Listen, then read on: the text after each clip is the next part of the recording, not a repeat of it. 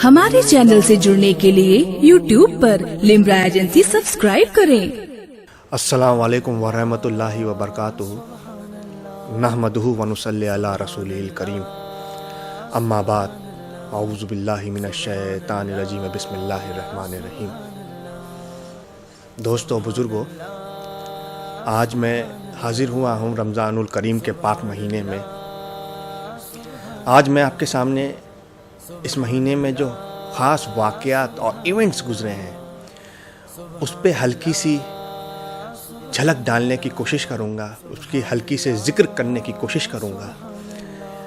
थोड़ी ईमान की बातें और हिदायत की बातें भी आपके सामने करने आया हूँ अल्लाह के करम से। बात शुरू करने से पहले मैं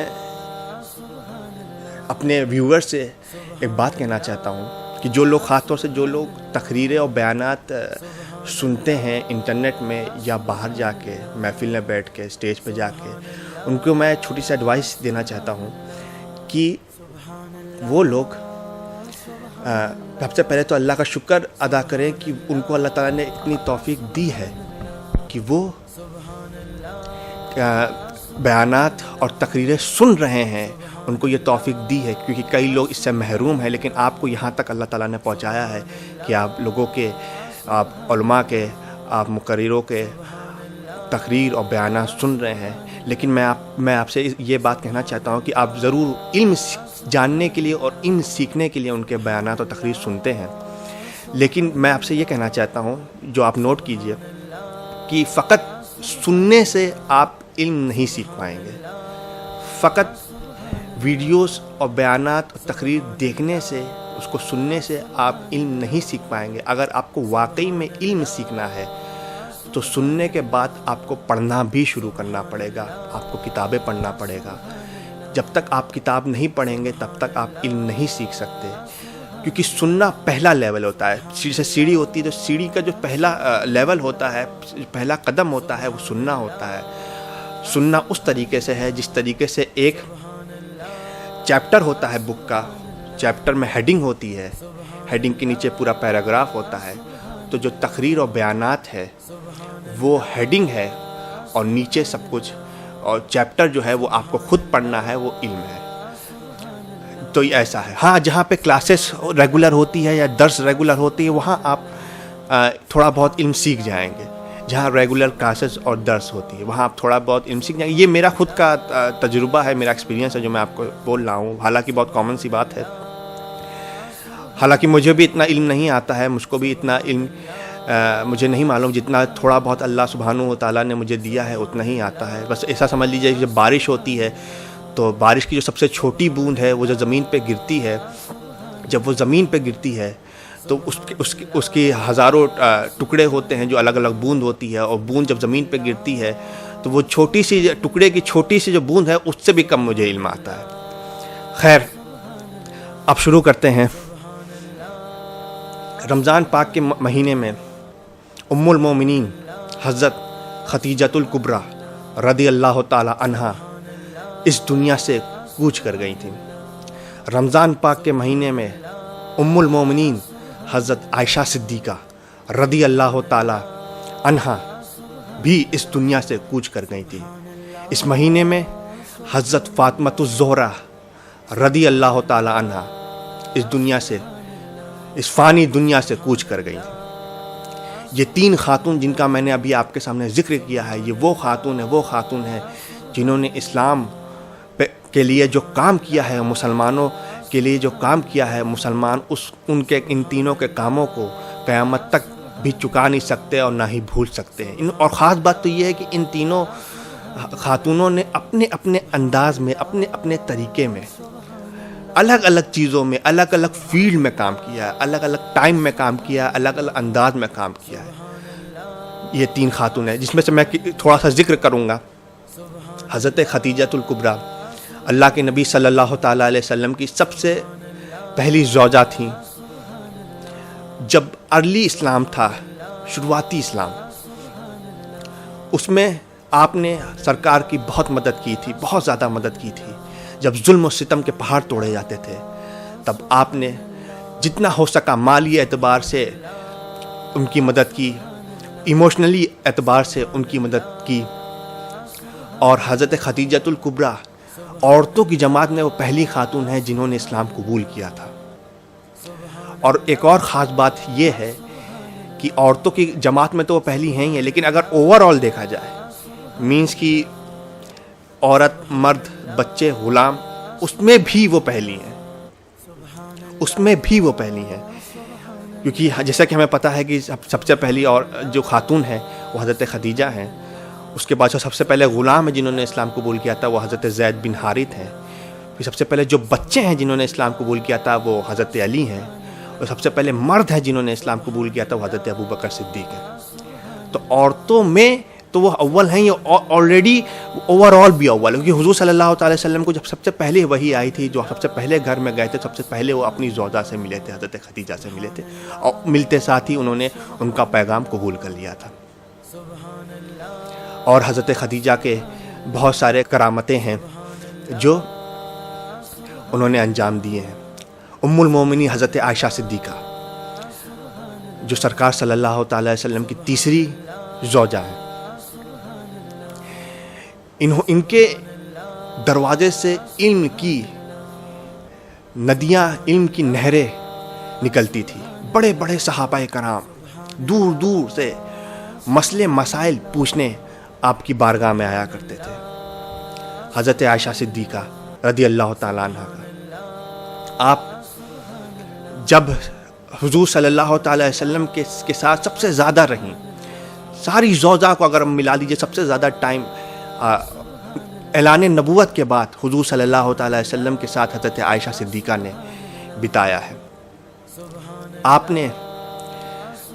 کے لیے ایک مرتبہ ان کی شان میں بیان کرنا چاہتا ہوں کہ ایک بار حضرت عمر ابن العاص رضی اللہ تعالیٰ عنہ، جو ایک بہت ہی عظیم صحابی ہیں اور مسلمانوں کے کمانڈر ان چیف، بہت ساری وارز میں، بہت ساری بیٹلز میں رہ چکے ہیں، حضرت عمر ابن العاص، وہ ایک مرتبہ حضور صلی اللہ تعالی وسلم کے پاس آئے اور انہوں نے پوچھا کہ یا رسول اللہ، آپ کے لیے سب سے حبیب کون ہے؟ تو سرکار نے فرمایا عائشہ.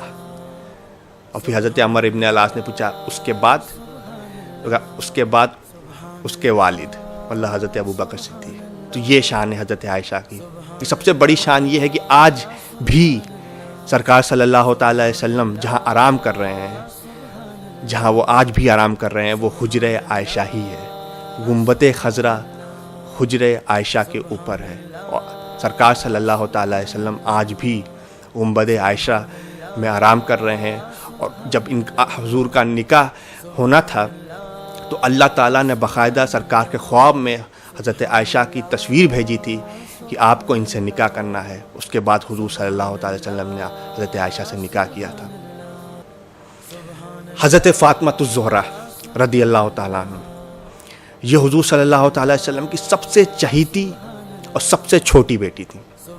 سب سے پہلی حضرت زینب، دوسری حضرت رقیہ، تیسری ام کلثوم اور چوتھی حضرت فاطمہ الزہرا، سب سے چھوٹی اور سب سے پیاری.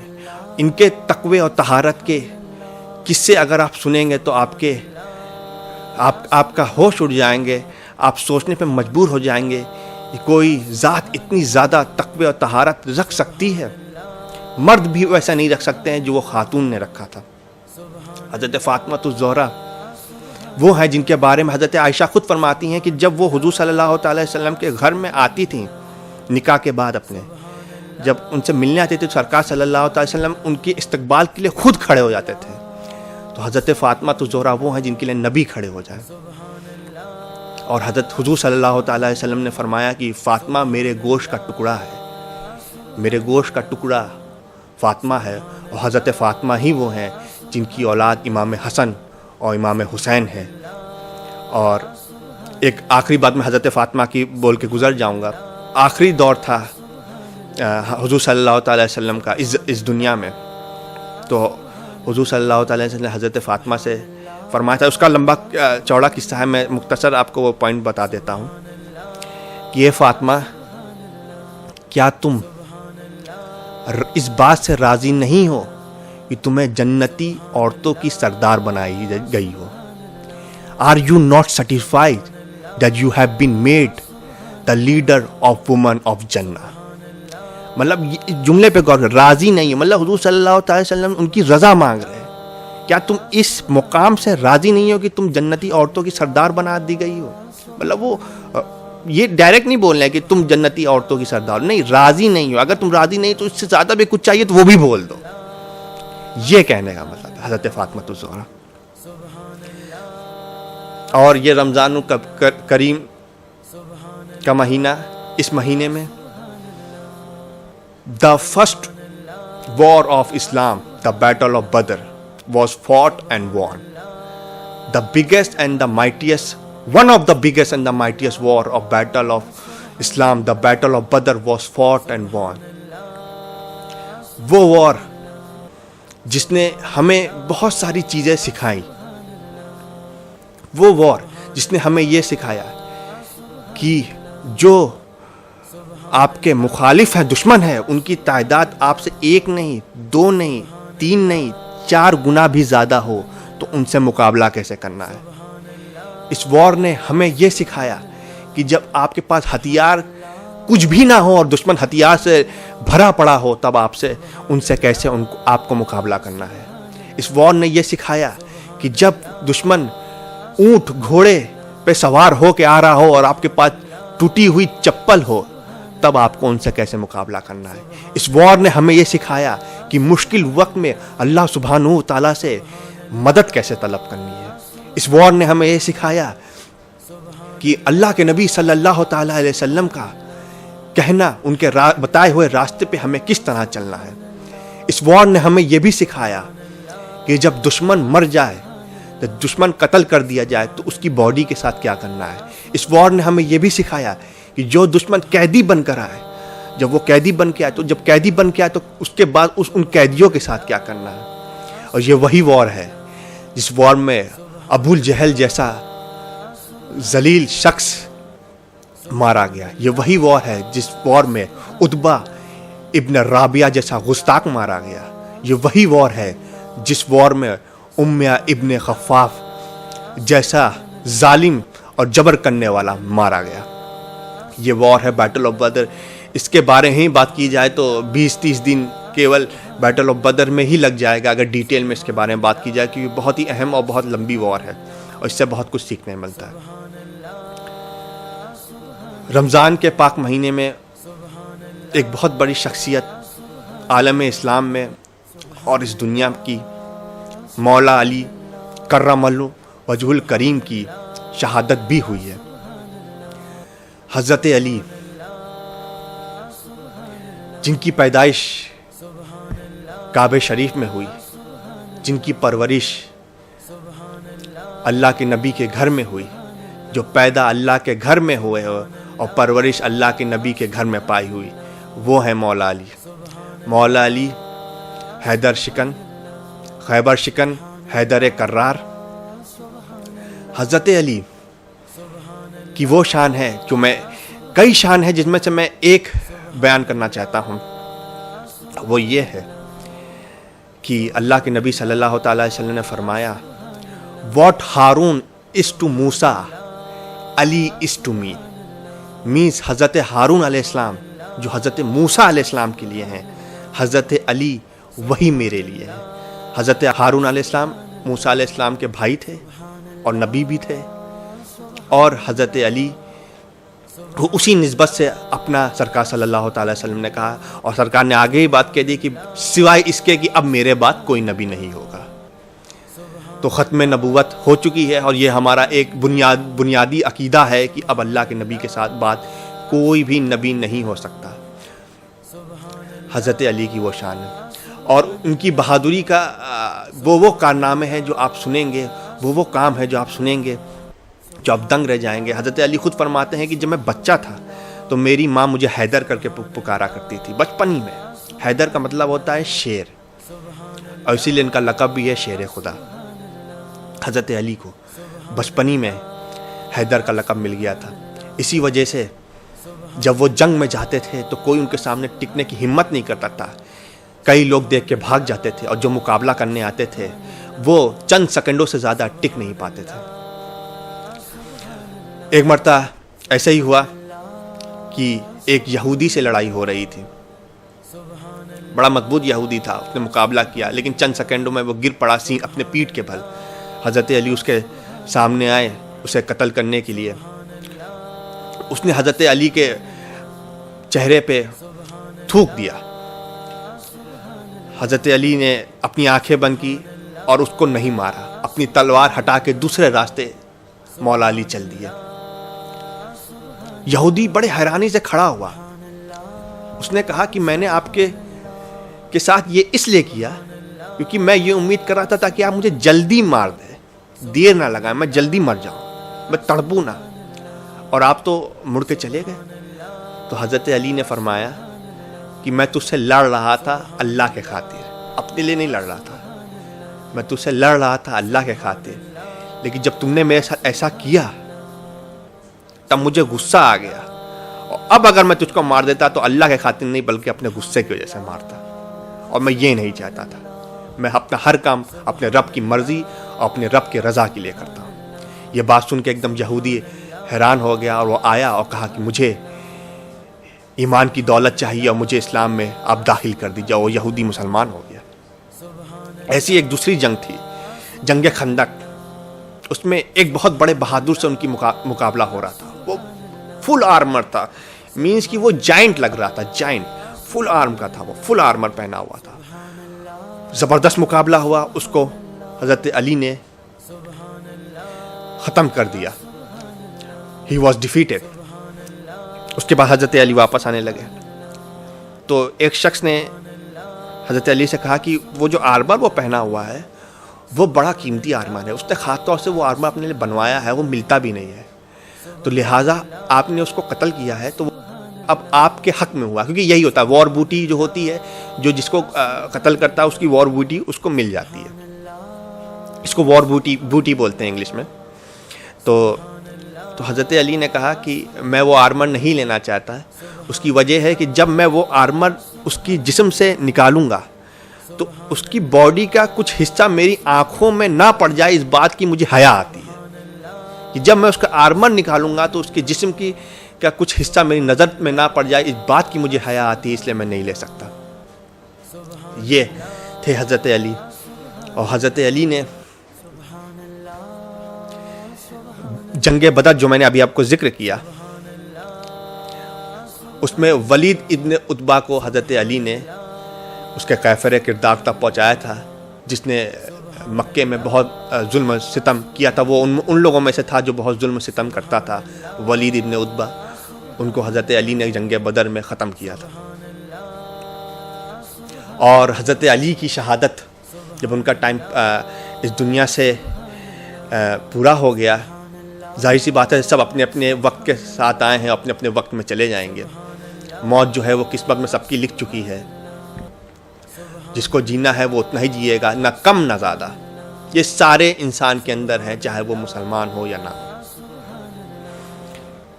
یہ ایسی بات ہے جس کو اگر آپ ایمان سے دیکھیں تو آپ کو موت سے پھر ڈر بھی نہیں لگے گا کہ میری موت تو طے ہے، تو پھر میں ڈروں کس لیے۔ تو جب حضرت علی کا آخری دور آیا تو وہ نماز پڑھ رہے تھے، نماز میں تھے، اور نماز کے دوران ان کو شہید کیا گیا، ان پہ حملہ کیا گیا۔ اور خاص بات تو یہ تھی کہ حضرت علی کو معلوم تھا کہ مجھ پہ حملہ ہونے والا ہے، ان کو علم تھا اس بات کا، لیکن انہوں نے تب بھی نماز نہیں چھوڑا، نماز پڑھتے رہے، ان کو شہید کیا گیا، وہ شہید ہو گئے۔ لیکن انہوں نے نماز وار ہونے کے بعد بھی کیا نام ہے کمپلیٹ کی، پوری نماز اپنی کمپلیٹ کی۔ اس سے کیا آپ کو نماز کی اہمیت معلوم نہیں پڑ رہی کہ نماز کی کتنی بڑی اہمیت ہے؟ تو جیسا کہ آپ نے سنا کہ مولا علی نے نماز کے خاطر اپنی شہادت کو قبول کیا لیکن نماز نہیں چھوڑا۔ آئیے اسی طریقے سے میں آپ کو ایک دوسری بڑی شخصیت سے ملوانا چاہتا ہوں، ان کے بارے میں کچھ بتانا چاہتا ہوں، ان کے بارے میں کچھ جھلکیاں دینا چاہتا ہوں، جن کا بھی جب وقت پورا ہوا تو ایسا ہی کچھ ان کے ساتھ بھی ہوا تھا۔ میں ذکر کرنا چاہتا ہوں one of the most influence person in the history of Islam, one of the most strongest صحابی, one of the most powerful صحابی, one of the most strongest Muslim in the history of Islam, حضرت امیر المومنین عمر ibn الخطاب رضی اللہ تعالیٰ عنہ. حضرت عمر وہ ہیں جن کے بارے میں اللہ کے نبی صلی اللہ تعالیٰ علیہ وسلم نے فرمایا کہ حضرت عمر کی دل اور زبان پہ اللہ نے سچ اور حق اتار دیا ہے. Allah has placed the truth on the heart and the tongue of Umar ibn al-Khattab. وہ حضرت عمر جن کے دور میں بڑے بڑے ایمپرر, بڑے بڑے امپائر, بڑے بڑے حاکم و حکمران ان سے ڈرتے تھے. ان کا نام سن کے ان کا کلیجہ کانپ جاتا تھا, ان کا نام سن کے ان کا دل دہل جاتا تھا. وہ حضرت عمر. اور حضرت عمر جن سے جو دشمن تھے, جو کفار کی دنیا تھی, وہ ڈرتی تھی. اور آپ جانتے ہیں کہ وہ اپنی پرسنل لائف میں کیسے جیتے تھے, اس کی تھوڑی سی جھلکی میں آپ کو دے دیتا ہوں. ایک مرتبہ جمعہ کا دن تھا اور حضرت عمر تھوڑا سا لیٹ ہو گئے جمعہ کے لیے. لیٹس مینس کہ وہ نماز کے لیے لیٹ نہیں ہوئے, بلکہ جو لوگ نمازی جو پڑھنے آتے تھے وہ پہلے آ گئے. حضرت عمر کو تھوڑا سا ان سے آنے میں لیٹ ہو گیا, تو وہ آئے. جب وہ مسجد میں آنے لگے تو وہ آتے آتے لوگوں سے کہنے لگے کہ دیری کے لیے معافی, دیری کے لیے معافی. فوراً گیا, انہوں نے نماز شروع کیا, نماز پڑھایا. نماز پڑھانے کے بعد حضرت عمر نے فرمایا کہ مجھے اس وجہ سے دیری ہو گئی کیونکہ میرے پاس جمعہ کا ایک ہی جوڑا کپڑا تھا اور وہ دھلنے گیا تھا, وہ سوکھا نہیں تھا, اس وجہ سے مجھے دیری ہو گئی. سوچئے, جس سے دنیا ڈرتی ہے وہ اپنی پرسنل لائف میں ایسے جی رہا. یہ تھا تقوی اور طہارت کا عالم, یہ تھا تقوی طہارت کا عالم. حضرت عمر خود فرماتے ہیں کہ جو لوگ لذت و بھرا کھانا کھاتے ہیں, شاندار کپڑے پہنتے ہیں, عالیشان مکانوں محلوں میں رہتے ہیں, ہم ان ساری چیزوں کی اصلیت ان کے استعمال کرنے والوں سے بھی زیادہ اچھی طریقے سے جانتے ہیں, لیکن ہمیں یہ سب کچھ نہیں چاہیے. ہمیں جو کچھ بھی چاہیے وہ آخرت میں چاہیے. یہاں ہمیں کچھ نہیں چاہیے کیونکہ یہ ساری چیز فنا ہو جانے والی چیز ہے اور نقصان پہنچانے والی چیز ہے. حضرت عمر, جیسے کہ ابھی زکوٰۃ کا بھی دور اس سمے چل رہا ہے, کئی لوگ زکوٰۃ دے چکے ہیں, کئی لوگ زکوٰۃ دے رہے ہیں. زکوٰۃ فرض ہے, زکوٰۃ پلر ہے, زکوٰۃ سارے مسلمانوں کو دینا فرض ہے. جن کے اوپر زکوٰۃ فرض ہے ان کو دینا فرض ہے. تو زکوٰۃ کا دور اس سمے بھی چل رہا تھا. تو جو اونٹ تھے وہ زکوٰۃ کے اونٹ تھے, وہ حضرت عمر کے پاس آئے ہوئے تھے. لوگوں نے اپنے زکوٰۃ کو اونٹ کے طور پہ انہیں دیا ہوا تھا. تو کئی 100 میں اونٹ آئے ہوئے تھے. تو کیا ہوا کہ ان میں سے کچھ اونٹ نکل گئے, بھاگنے لگے. تو حضرت عمر نے دیکھا تو وہ اپنے گھوڑے میں بیٹھے, وہ اونٹ کو پکڑنے نکل گئے. تو انہوں نے کئی اونٹوں کو پکڑا. اتفاق سے وہاں مولا علی بھی موجود تھے, حضرت علی بھی موجود تھے. اور ایک بات میں بتا دوں, حضرت عمر ابن خطاب جو بہت لوگوں سے ایڈوائس لیتے تھے, جیسے کہ جو چیز میں اسپیشلائزیشن رکھتا تھا اس چیز میں وہ ان سے ایڈوائس لیتے تھے. اور ان میں سے جو خاص لوگ تھے جن سے اکثر وہ ایڈوائس لیتے تھے وہ تھے حضرت عثمان بن عفان, حضرت علی ابن ابی طالب, حضرت عبد الرحمن ابن عوف, حضرت معاذ ابن جبل, حضرت طلحہ ابن عبیدہ, حضرت زبیر ابن عوام, حضرت سلمان بن فارسی اور بھی دیگر تھے. تو حضرت علی نے دیکھا تو حضرت علی نے حضرت عمر سے پوچھا کہ امیر المومنین آپ یہ کیا کر رہے ہیں یہاں پہ؟ تو حضرت عمر نے کہا کہ اے ابو الحسن, میں نے کافی اونٹوں کو پکڑ لیا ہے لیکن ایک اونٹ بہت دور نکل گیا تو میں اس کو پکڑنے نکلا ہوں.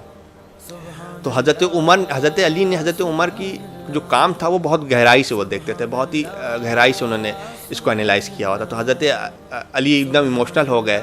انہوں نے کہا کہ امیر المومنین آپ دن بھر کام کیا کرتے ہیں, رات بھر کام کیا کرتے ہیں, اتنا کام مت کیا کیجئے, کہیں ایسا نہ ہو کہ آپ جب اس دنیا سے تشریف لے جائیں آپ کے بعد جو دوسرے خلیفہ بنیں گے تو لوگ ان سے کہیں یہ نہ کہنے لگے کہ عمر تو اتنا کام کرتے ہیں، آپ کیوں نہیں اتنا کام کرتے ہیں. کہیں آپ ایسا اگزامپل نہ چھوڑ کے چلے جائیں کہ جو بعد میں جو خلیفہ آئیں گے ان کے لیے آپ کا جو کام ہوگا وہ شرمندگی والا بن جائے گا. لوگ کہیں گے کہ عمر اتنا کام کرتے تھے، آپ کیوں نہیں کچھ کرتے. تو حضرت عمر ایموشنل ہو گئے، انہوں نے کہا کہ اے علی، مجھ سے یہ نہ کہو، مجھ کو خوف ہے میرے رب کے کہ اگر جھیل کے کنارے کسی بچڑے کا بچہ بھی بھوکے مر گیا تو اس کا بھی حساب عمر کو دینا ہوگا. سوچئے آج کے لیڈران ہم کو کیا ٹیچنگ دیں گے. یہ تھے ہمارے وزیر اعظم، یہ تھے ہمارے لیڈر جو جانور کے بچے کو بھی بھوکا مرنا نہیں دینا چاہتے. آج تو سڑکوں پہ بھوک سے مر رہا ہے، گھر میں بیٹھ کے انسان بھوک سے مر رہا ہے، روڈ ایکسیڈنٹ میں مر رہا ہے، اور آج کے ہمارے لیڈروں کو کان میں جو تک نہیں ہے. آپ کیا ہمیں بتائیں گے ہمارے وزیر اعظم، ہمارے امیر المومنین ایسے ہوا کرتے تھے اور ایسے ہیں. تو آخری میں آپ سے یہ کہنا چاہتا ہوں کہ حضرت عمر کی بھی جب آخری دور آیا تو ان کو بھی نماز کی حالت میں شہید کیا گیا تھا. وہ بھی نماز پڑھ رہے تھے، ان پہ بھی وار ہوا تھا نماز کی حالت میں. ان کو بھی معلوم تھا کہ مجھ پہ وار ہونے والا ہے، لیکن انہوں نے اب وار کو ہونے دیا. ان پہ اوپر وار ہوا، وہ شہید ہوئے، اور شہید وار ہونے کے بعد بھی انہوں نے پوری اپنی نماز کمپلیٹ کی اور وہ بھی شہید ہو گئے اور اس فانی دنیا سے انہوں نے رخصت لے لیا. اسی لیے میری ایک ایڈوائس ہے لوگوں سے اور مسلمانوں سے کہ اگر آپ کو یہ لگتا ہے کہ آپ کا ایمان مضبوط ہے بغیر نماز کا، تو یہ ممکن ہی نہیں ہے. اگر آپ اس چیز کا دعویٰ کرتے ہیں کہ آپ کے اندر خوف خدا ہے اور آپ بے نمازی ہے، تو جان لیجئے آپ کے اندر خوف خدا نہیں ہے. اگر آپ دعویٰ کرتے ہیں کہ آپ کے پاس عشق رسول ہے، آپ عاشقان رسول ہیں اور آپ بے نمازی ہیں، تو آپ کا دعویٰ جھوٹا ہے. بے نمازی کا ایمان نہ مضبوط ہے، نہ اس کے اندر خوف خدا ہے اور نہ اس کے اندر عشق رسول ہے. بے نمازی کے اندر یہ ساری چیزیں ہے ہی نہیں. اس لیے اگر آپ نماز پڑھتے ہیں تو آپ اپنی نماز میں اور اتنا دھیان دیجئے کہ آس پاس کیا ہو رہا ہے، بھوکم آ جائے، سیلاب آ جائے، لیکن آپ کی نماز کو، جب آپ نماز میں ہو تو آپ کو احساس نہ ہو. اور جو لوگ نماز نہیں پڑھ رہے ہیں وہ جان لیں کہ جب آپ میدان محشر میں جائیں گے تو وہاں دو طریقے کے لوگ ہوں گے. نماز کی جو نمازی ہوں گے وہ دو طریقے کے ہوں گے. ایک نمازی جو نماز نہیں پڑھتا تھا، اس کے سامنے ایسا عذاب لایا جائے گا جو وہ کبھی سوچ بھی نہیں سکتا تھا. اور جو نماز پڑھتا ہوگا اس کے سامنے ایسے انعامات لائے جائیں گے جو وہ بھی نہیں سوچ سکتا تھا. جو آپ کو ریوارڈ ملیں گے، جو انعام ملیں گے نمازی کو، وہ بھی نہیں سوچ سکتا ہے کہ مجھے اتنا انعام مل گیا جو نمازی ہوگا.